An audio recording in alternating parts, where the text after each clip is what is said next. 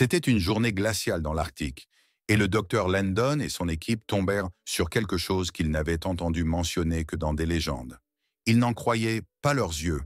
Après tout ce temps, un énorme avion se trouvait devant eux, figé dans le temps et partiellement enseveli sous une épaisse couche de glace.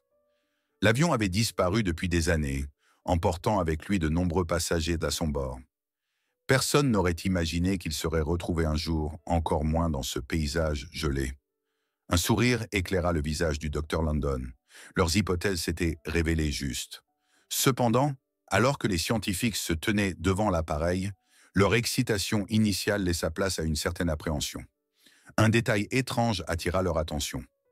Lors de l'inspection de l'épave, l'un des chercheurs jura avoir aperçu un mouvement à l'intérieur de l'avion, comme si quelque chose ou quelqu'un s'y trouvait. Cela n'avait aucun sens. Il était impossible que quelqu'un ait survécu aussi longtemps, pas dans les conditions glaciales de l'Arctique. Pourtant, cette ombre paraissait bien réelle, et l'ambiance parmi les scientifiques bascula rapidement de l'enthousiasme à la peur. Leur chef, le docteur Jeremy Landon, sentit un nœud se former dans son estomac. Il n'arrivait pas à se défaire de l'impression qu'il s'aventurait droit dans une situation dangereuse. Mais Landon était un homme obstiné. Il se convainquit qu'il ne s'agissait que de ses nerfs, et décida de continuer. L'avion avait été porté disparu depuis des années, et il était essentiel de documenter chaque détail. Il s'agissait d'un avion de ligne qui avait mystérieusement disparu il y a de nombreuses années lors d'un vol au-dessus des cieux nordiques. Il était en route de Lisbonne vers l'Amérique du Nord, avec plus de 100 passagers à bord lorsqu'il avait disparu. Personne n'avait jamais retrouvé de débris, aucune trace des passagers et aucun indice sur ce qui s'était passé. Des équipes de recherche avaient été dépêchées et les enquêteurs avaient passé des années à tenter de comprendre ce qui s'était produit. Mais l'avion demeurait introuvable. Avec le temps, les gens commencèrent à penser qu'il ne s'agissait que d'un autre de ces mystères insolubles de ce monde. Jusqu'à aujourd'hui. L'avion, devenu le sujet de nombreuses histoires, avait finalement été découvert par le docteur Landon et son équipe.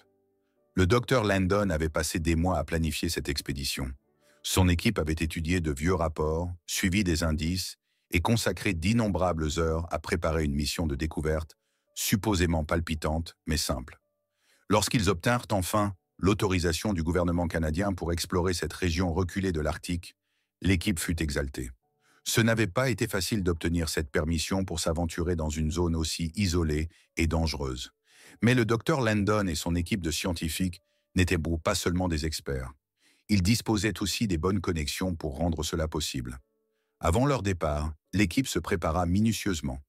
Ils rassemblèrent le meilleur équipement pour affronter le froid, des outils de survie, ainsi que tout le matériel de recherche nécessaire. L'équipage était composé d'experts divers, principalement des scientifiques, des pisteurs et un pilote de bateau. Tous avaient été choisis par le docteur Landon pour leurs compétences. Ils savaient que les conditions seraient rudes, mais ils étaient prêts. Ils passèrent des heures à analyser des images satellites et des données antérieures pour calculer soigneusement leur itinéraire. Ils s'assurèrent d'être préparés à tout ce que l'Arctique pourrait leur réserver. Enfin, le grand jour arriva. Les scientifiques chargèrent leurs provisions et se mirent en route. Ils étaient enthousiastes à l'idée de résoudre une fois pour toutes ce mystère. Après un long voyage, leur bateau atteignit l'Arctique, où ils furent accueillis par des températures glaciales. Il faisait plus froid que tout ce qu'ils avaient jamais connu. Leur souffle formait d'épais nuages, et le givre s'accrochait à leur veste. En s'approchant de l'endroit où ils pensaient trouver le site du crash, ils purent distinguer la vaste étendue glaciale qui s'étendait devant eux. Devant eux s'offrait un paysage de froid brutal, où il semblait impossible que quoi que ce soit puisse survivre. Mais leur objectif se trouvait là, au loin.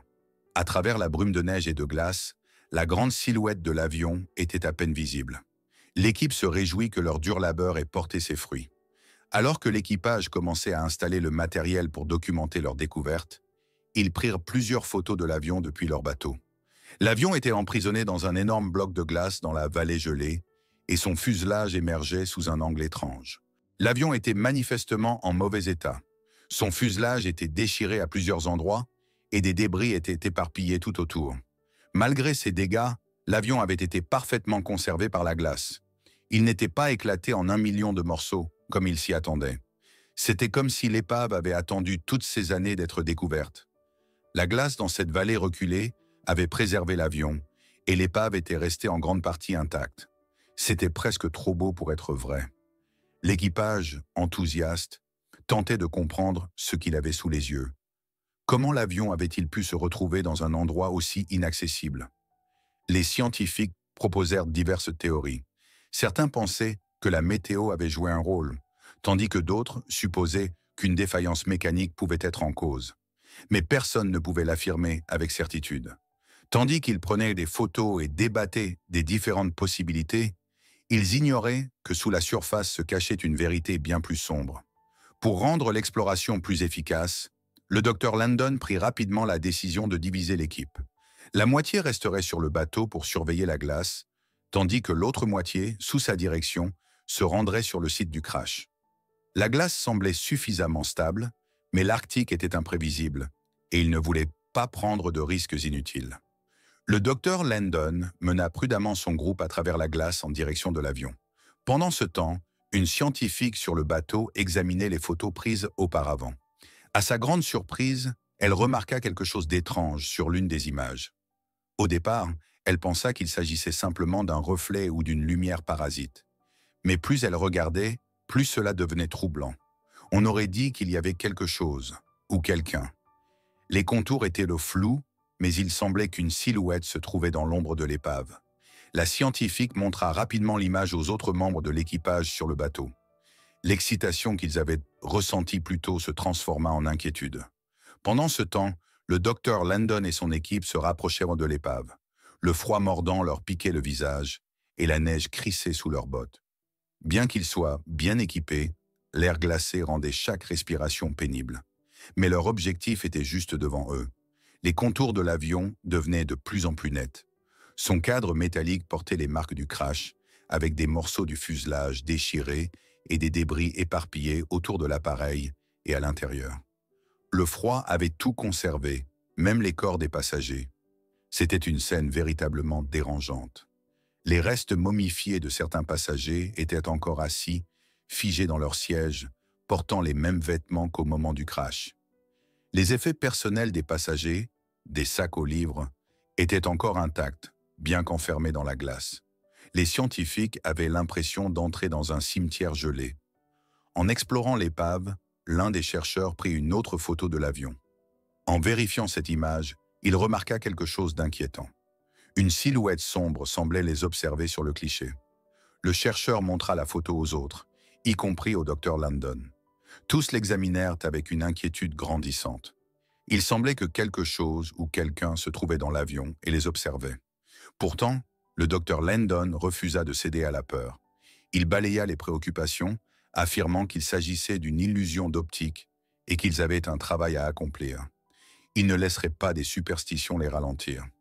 Joseph Julius, un chercheur en aéronautique et expert en avion au sein de l'équipe, examinait minutieusement l'épave. Il conclut rapidement qu'il ne s'agissait pas d'un crash ordinaire. Des indices suggéraient que l'avion avait subi une panne de moteur, probablement causée par des conditions météorologiques extrêmes. Julius supposa qu'une tempête avait dévié l'avion de sa trajectoire et que les températures glaciales avaient entraîné des défaillances mécaniques, provoquant ainsi le crash. Mais alors qu'il poursuivait son analyse, son esprit revenait sans cesse à l'étrange silhouette visible sur les photos. Était-ce réel? Quelqu'un avait-il survécu? La simple idée semblait impossible, tandis que le docteur Landon et son équipe poursuivaient leurs recherches. L'avion gelé dégageait une ambiance étrange et inquiétante. La découverte de la silhouette spectrale sur la photo hantait encore leurs esprits. Mais désormais, autre chose captait leur attention. La pisteuse Emily Jonas avait remarqué des entailles profondes à l'intérieur de l'avion. Ces marques paraissaient trop délibérées pour avoir été causées par l'accident. Elle sortit pour examiner les environs de plus près et fit une découverte qui fit accélérer son cœur. Des traces fraîches dans la neige. Les traces encerclaient l'avion avant de s'éloigner vers la glace. Emily montra les empreintes et secoua la tête perplexe. « Qui ou quoi a pu laisser ça ?» demanda-t-elle à haute voix. Le reste de l'équipe s'approcha, leurs yeux s'écarquillant d'incrédulité. Ils avaient vu des photos indiquant qu'il y avait eu quelque chose dans l'avion avant leur arrivée. Et maintenant, ces traces montraient que quoi que ce fût, cela avait quitté l'épave. Cela n'avait aucun sens. Rien ne devrait pouvoir survivre ici, surtout pas si loin au nord, dans des températures aussi glaciales. Pourtant, le docteur Landon refusait de se laisser intimider. Il tenta de chasser le sentiment étrange qui l'envahissait en se concentrant à nouveau sur l'avion. Il entra dans l'avion, jusqu'au cockpit gelé, et remarqua que la porte était bloquée. Elle était complètement scellée, entourée de couches de glace. Lorsque la nuit tomba, le froid devint encore plus intense, et le moral de l'équipe commença à décliner.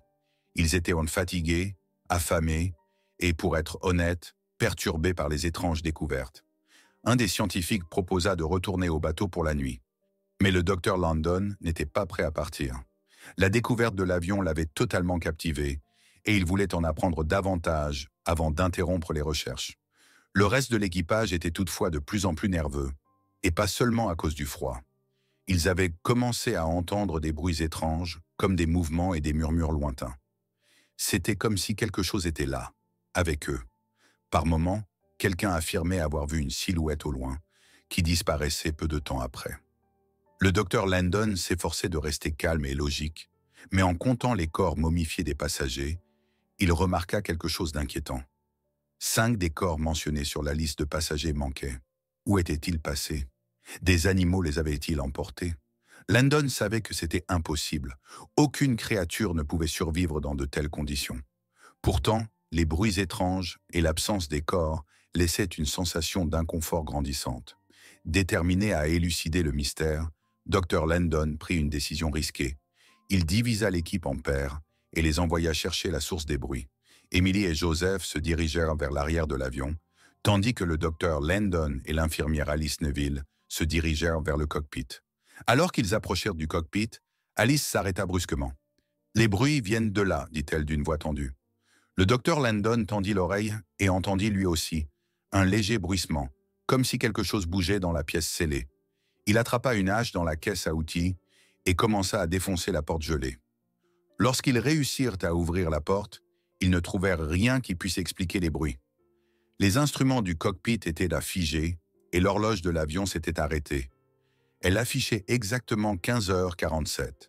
L'accident s'était apparemment produit à cet instant précis et le temps semblait s'être figé depuis.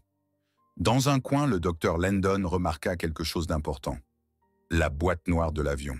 Elle pourrait détenir la clé pour comprendre ce qui s'était réellement passé pendant le vol. Il l'extrait prudemment du tableau de bord. Les réponses qu'il recherchait pourraient se trouver là. L'équipe décida alors qu'il était temps de retourner au bateau.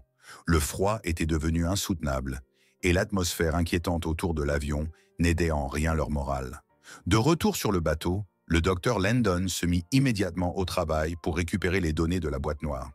Il espérait découvrir la véritable cause de l'accident de l'avion et savoir qui ou quoi avait été présent sur le site de l'accident. Avec des outils là spécialement conçus et un logiciel avancé, il entreprit de déchiffrer les informations cruciales qui y étaient contenues.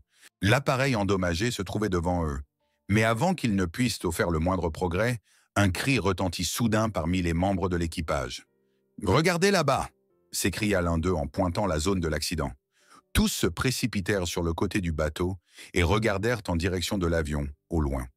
À travers la glace et la neige, une silhouette blanche était visible. Elle restait immobile et presque imperceptible, mais durant quelques courts instants, elle était bien là.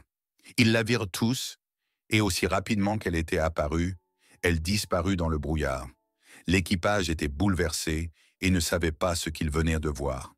Était-ce encore un effet d'optique ou y avait-il quelque chose de bien plus grand derrière les étranges événements qui les entouraient? Le lendemain, alors que le docteur Landon faisait le tour de l'épave, il ne parvenait pas à se défaire du sentiment de malaise de la nuit précédente. L'image de cette silhouette blanche près de l'avion restait gravée dans son esprit, tout comme les traces fraîches dans la glace autour de l'épave. Il était convaincu que quelque chose ou quelqu'un vivait à proximité de l'avion. Malgré les mises en garde et les conseils de son équipage, le docteur Landon décida qu'il devait approfondir leurs recherches. Il y avait encore tant à apprendre sur cet avion gelé et il ne voulait pas partir sans comprendre ce qui s'était réellement passé. Landon et son équipe retournèrent à l'épave. En s'approchant, ils découvrirent quelque chose d'inattendu. Une nouvelle série de traces dans la neige. Ces empreintes n'appartenaient à aucun animal, ni même à une seule personne. À la place, Elle ressemblait à celle de plusieurs individus errant sans but. Les traces s'éloignaient de l'avion et menaient vers une grotte voisine qu'ils n'avaient pas remarquée auparavant. Le docteur Landon rassembla son équipe et leur exposa son plan. Ils suivraient les traces et exploreraient la grotte.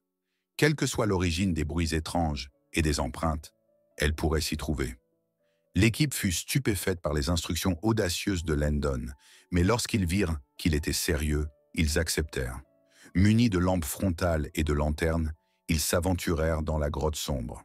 À leur grande surprise, il faisait de plus en plus chaud à mesure qu'ils progressaient. Au bout d'un moment, les scientifiques tombèrent sur quelque chose d'inhabituel. Dans la grotte, ils trouvèrent des restes laissés par des survivants. Un journal déchiré, de vieilles couvertures et des restes de nourriture. Ces objets avaient manifestement été abandonnés par quelqu'un. Joseph commença à feuilleter les pages fragiles du journal et lut quelques passages à haute voix. Il racontait une histoire triste et tragique. L'avion s'était écrasé, mais la moitié des passagers et de l'équipage avaient survécu à l'impact initial. Cependant, le froid extrême de l'Arctique les avait fauchés un à un. Leurs derniers jours y étaient ceux décrits en détails déchirants. Mais la découverte la plus choquante restait à venir. En s'enfonçant davantage dans la grotte, les scientifiques tombèrent sur quelque chose qui les glaça d'effroi. 5 corps. C'étaient les passagers manquants de l'avion. Il était évident qu'ils n'avaient pas survécu. La vue était déchirante, car les visages figés des morts reflétaient les souffrances qu'ils avaient endurées dans leurs derniers instants. Cette découverte confirmait que tous les passagers étaient décédés. Cependant, les bruits étranges et les empreintes indiquaient qu'il restait encore quelque chose qui bougeait à l'extérieur. Qui ou quoi avait laissé toutes ces traces? En atteignant la partie la plus profonde de la grotte, ils trouvèrent la réponse. Ce qu'ils découvrirent était à la fois inattendu et incroyable. Devant eux se tenait un gigantesque ours polaire, les observant depuis l'ombre de la grotte avec un regard perçant. À côté de l'ours se trouvaient 2 oursons, gelés dans la glace. Les explorateurs restèrent figés de terreur. L'ours n'attaqua pas et ne grogna même pas. Il se contentait de les observer, méfiant et prudent. À cet instant, le docteur Landon comprit. L'ours était à l'origine de tous les événements étranges qu'ils avaient vécus. Les griffures, les bruits, les mouvements au loin. Ce n'était ni un fantôme, ni quelque chose de surnaturel. C'était cet ours, protégeant ses petits et essayant de survivre dans le même environnement hostile où l'avion s'était écrasé. Le docteur Landon fit rapidement signe à son équipe de battre en retraite. Ils se déplacèrent lentement et silencieusement, veillant à ne pas effrayer la femelle ours ou lui donner une raison de se sentir menacée. Chaque pas était prudent, et leur cœur battait tel la chamade alors qu'ils progressaient doucement vers la sortie de la grotte.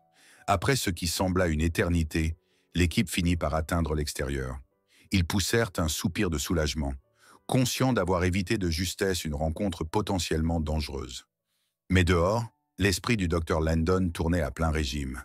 Il savait que les ours polaires pouvaient survivre dans des conditions extrêmes, mais ce qu'il venait de voir dépassait même ses attentes. L'Arctique était un environnement impitoyable, et pourtant cette mère ours et ses petits non seulement avaient survécu, mais semblaient prospérer.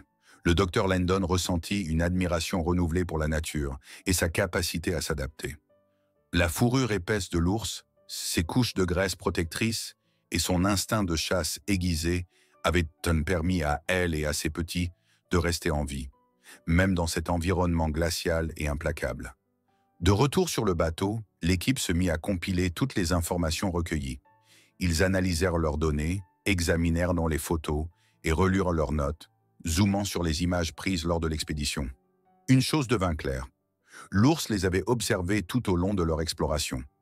Même la silhouette blanche qu'ils avaient vue la nuit précédente n'était autre que l'ours, se tenant dans la neige et les surveillant.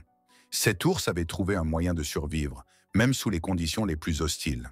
Le docteur Landon se concentra ensuite sur la boîte noire de l'avion qu'ils avaient récupérée dans le cockpit. L'équipe avait extrait les données et des haut-parleurs s'éleva l'histoire émouvante des derniers instants de l'appareil. L'enregistrement révélait les efforts désespérés du pilote pour reprendre le contrôle, alors que l'avion traversait de violentes turbulences. Les pannes techniques qui suivirent scellèrent le sort de l'appareil. L'enregistrement se termina par des appels à l'aide déchirants, interrompu brusquement lorsque l'avion s'écrasa dans la vallée glacée. Les survivants avaient lutté contre les forces de la nature, mais le froid implacable les avait finalement vaincus, un par un. Écouter les enregistrements de la boîte noire offrit aux scientifiques une vision claire des événements. Cela laissa toutefois un profond sentiment de tristesse. Les passagers avaient subi un destin tragique et leurs dépouilles étaient restées prisonnières de la glace pendant des décennies. Leur mission était accomplie et il était temps de rentrer chez eux pour laisser le reste du travail aux autorités canadiennes. Alors que le signal du départ retentissait sur le navire, le docteur Landon jeta un dernier regard sur ce paysage gelé. Lui et son équipe avaient accompli l'impossible, dévoilant des secrets restés enfouis dans la glace pendant des décennies. L'avion détruit, les passagers gelés et l'ours polaire étaient autant de pièces d'un puzzle qui prenait enfin tout son sens. Alors qu'ils s'éloignaient, le docteur Landon savait que cette expédition les avait tous profondément transformés. La nature leur avait montré à la fois sa puissance implacable et sa beauté exceptionnelle. Cette expérience accompagnerait l'équipe pour le reste de leur vie. Le docteur Landon, en particulier, savait qu'ils n'oublieraient jamais les mystères qu'ils avaient dévoilés dans l'Arctique glacial.